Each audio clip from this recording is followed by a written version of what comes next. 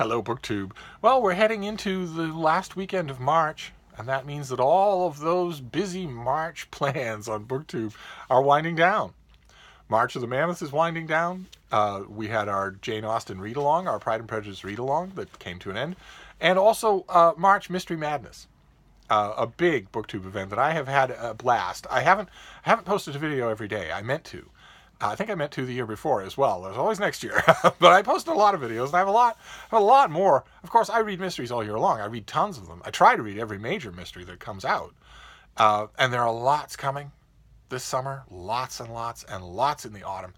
But for today, as sort of a goodbye to 2019's March Mystery Madness, I thought I would give you a little look ahead. Kind of a March Mystery Madness TBR. I want to show you 4 mysteries that are coming out in April, right around the corner. 2 of which I've read and 2 of which I have not. So we'll go through them and see which ones of them interest you. And I want to start with the ones that I haven't read, including, we'll start off with this first one. It is, it's Perseverance Press. I think it's a very small publisher, maybe even self-published. I don't know how it got to me. I don't remember if I requested it. I don't remember when I got it. And I will definitely be giving it a try. It's a Nick Offerman mystery. It's by Lev Raphael, and it's called State University of Murder, with a switchblade and an apple. So a bare bones cover, obviously. But what have we got here? Still reeling from having escaped a mass shooting on campus, English professor Nick Hoffman finds himself at the receiving end of confessions by one colleague after another. All of them have good reason to hate the new department chair, Dr. Napoleon Padovani, who throws his weight around capriciously and cruelly. Resentment mounts on campus with an inevitably fatal result. Chaos and confusion reign among the faculty, which then turns on its own. Can Nick and his spouse, Stefan, restore order and save the day? This latest series entry could almost be taken from current headlines of sexual harassment and university cover-ups. Raphael has described the university as a unique combination of the vanity of professional sports, the hypocrisy of politics, and the cruelty of big business, with a touch of organized crime thrown in. Okay, somebody's had a bad experience. And that is what this is. This is, I guess the previous volume in the series must have had a mass shooting on campus. So English professor Nick Hoffman and his spouse Stefan, I guess, are the sleuths as more campus trouble happens. So this is a campus murder mystery. I don't read a lot of those. I haven't read a lot of those. So this will be any of the, the standard cruxes of these things I won't know, or I won't be so familiar with them. So the author lives in Michigan with his spouse and teaches creative writing at a state university campus. Okay, that explains that. All right. So State University of Murder is the first one. And I believe this is early April. Okay, so that's the first of the 4 that I want to show you, and I haven't read it. I will be reading it soon. And the next one that I haven't read also is part of a series. I think this is a long series, and I don't think I've read any of them. It's part of a long series. This is looks like the 4th book in this particular series. Is by Paige Shelton, and it's the Loch Ness Papers, a Scottish bookshop mystery. And there is Nessie right there with pages flying in the wind. And of course I'm going to be interested in it because it's Loch Ness, but it's also set in a bookstore, so it's got 2 things working for it. So let's see here. The next marvelous edition of Paige Shelton's Scottish bookshop mystery series has arrived. Only it hasn't quite yet. It comes out in early April, next Tuesday. Bookseller Delaney Nichols befriends a Loch Ness monster enthusiast. When the enthusiast stands accused of murder, she'll do whatever it takes to learn who the killer is and whether Nessie herself is really lurking in Scottish waters. Got a little plot twist for you. She's not. Okay. You don't need just Nessie. You need a breeding population of multi-ton animals. That does not exist in Loch Ness or anywhere else in Europe, so the answer is no. But anyway, Delaney Nichols is delighted with her life in Edinburgh, working at the Cracked Spine, a shop which specializes in hard-to-find books and artifacts. With a job she loves and her fast-approaching marriage to devastatingly handsome Scottish pub owner Tom Shannon, Delaney's life could be straight out of a fairy tale, At least it would be if the pastor meant to perform the wedding ceremony hadn't recently passed away. Outside the church where Delaney is searching for another reverend, she stumbles across Norval Fraser, an elderly man obsessed with the Loch Ness Monster. Always attracted to the interesting and the unusual, Delaney befriends Norval, but when his nephew is found dead, the police decide Norval's obsession has moved from monsters to murder. And, I mean, it sounds like just innocent fun, so I will give it a try. I think, in terms of the categories, the subcategories of mystery that we've been talking about all month, this would certainly check off the boxes of a location mystery and also a cozy mystery. So I'll definitely give it a try. I'm not a big fan of either one of those subcategories, not particularly, but we shall see. I'll also be interested. I won't hammer on it too hard, but I'll be interested in seeing whether or not this author wants to imply or have her characters imply that there really is a breeding colony of gigantic Cretaceous dinosaurs living in a relatively small and relatively empty Scottish lake. We'll see. We'll see if what case the Nessie enthusiast has to make. And of course I'll be curious to know if Nessie makes an appearance in the book. And then we'll go on to the two that I have read.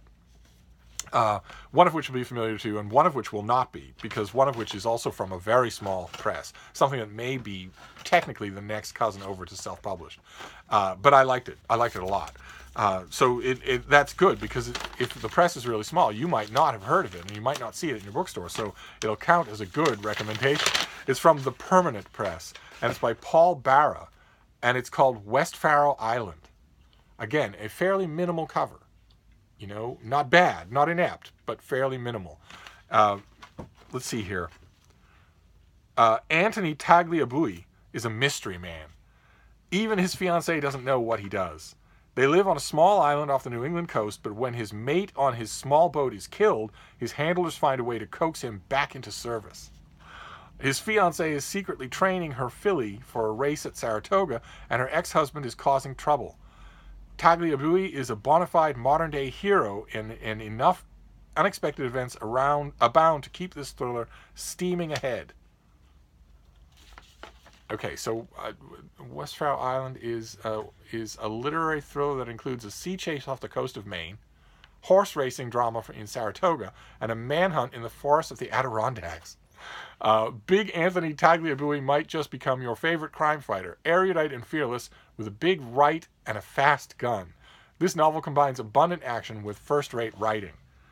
And the author is a native of South Carolina, has written a number of mysteries, and has garnered many awards from the South Carolina Press Association. He is also a proud veteran and the recipient of a Bronze Star. And I liked the book. This author has an incredible way with dialogue. It's a little arch. It feels a little old-fashioned, like it came out of the pulp era, straight, without any chaser from the 20th century, but convincingly so. I didn't feel like it was a labored pastiche. I didn't feel like it was forced nostalgia.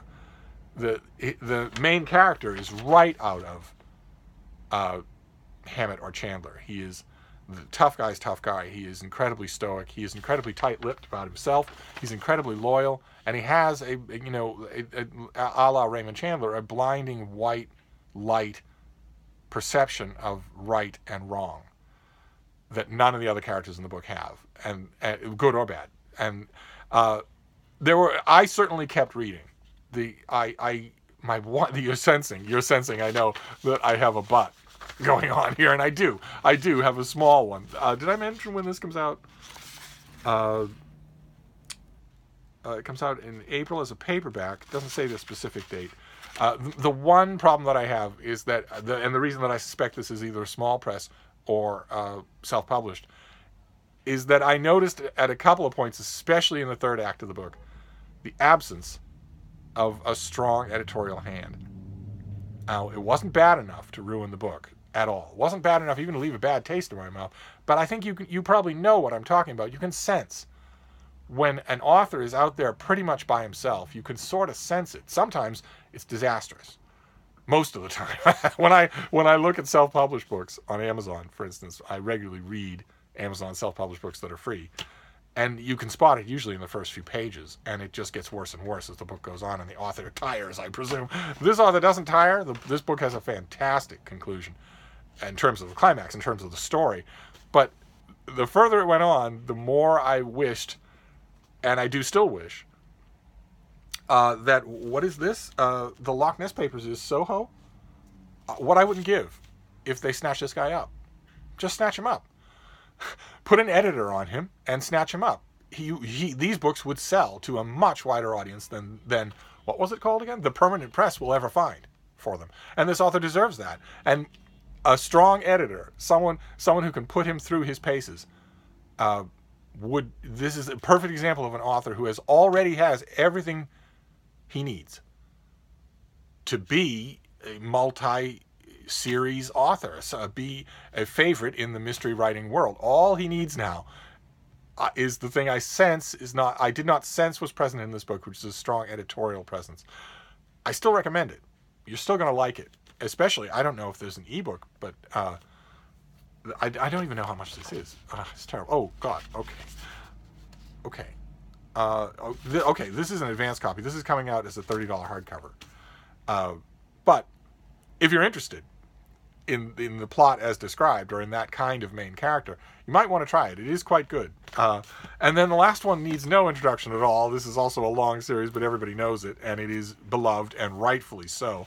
And this is one that I've read. I mentioned it already. I think I'll probably mention it a couple of times. This will be the last time I mention it, unless I get the paperback next year. And this is The American Agent by Jacqueline Winspear. This is the latest Maisie Dobbs mystery. And these are wonderful.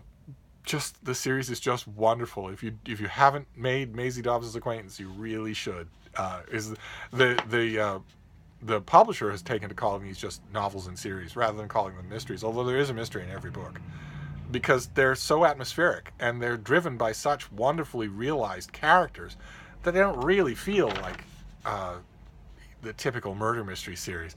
But let me read you just a bit about this here. Vividly evoking London during the Blitz, the American agent finds Maisie Dobbs doing her bit by driving an ambulance with her best friend Priscilla. On an especially harrowing night, Catherine Saxon, a young American correspondent poised to become one of the famed wartime journalist Edward R. Murrow's boys, joins them on their shift. The very next morning, Saxon is found murdered. Robert McFarlane, who operates in the shadowy realm between Scotland Yard and the Secret Service, convinces Maisie to conduct an ultra-discreet investigation. The victim was not only a foreign journalist committed to telling America the truth about the war in Europe, but also the rebellious daughter of an isolationist U.S. senator. From this highly sensitive inquiry, Maisie must partner with an agent from the U.S. Department of Justice, Mark Scott, the spy who helped her escape from Hitler's Munich in 1938. As you can tell from that plot description, all of these characters have appeared before, in one way or another. The characters keep coming back in these series. But don't let that put you off. I scrutinized this book and the last one with a very cold eye, trying to determine whether or not they were hospitable to brand new newcomers. And the last one, not so much. This one, yes, absolutely. So if you have not read Maisie Dobbs and you can't find the first book, which is called, I believe, Maisie Dobbs, just read this one. You'll get a sense right away of what the author's doing. I bet you'll like it. I bet you'll want to read more.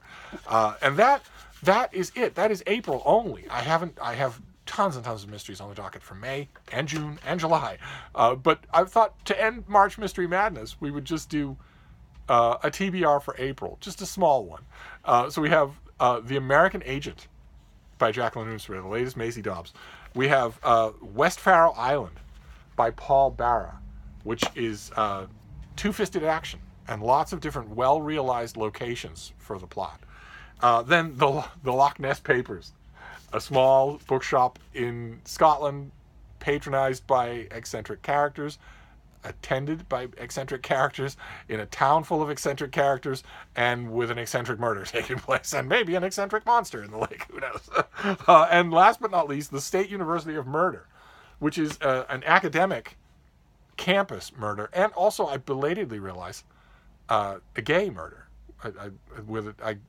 I'm assuming that the two main characters are their husband and husband. So I didn't realize that when I read the back copy the first time. I didn't realize that was the case. Don't know how much play that will have. Usually that's just that is not a performative factor in these books anymore. But who knows? Anyway, those are just four mysteries to take us into April, because we're done with March now for March Mystery Madness. So I want to thank Elizabeth at Lizzie Faye Loves Books and all of my fellow co-hosts of March Mystery Madness. We'll all be wrapping up this weekend, and then we'll be moving on to other events in April. I have recently heard in my comments field that there's the possibility of a tome topple in April. Steve will be right on board with that, and probably plenty of other things too. So we will reconvene, and we'll do March Mystery Madness at this time next year. Thank you, BookTube.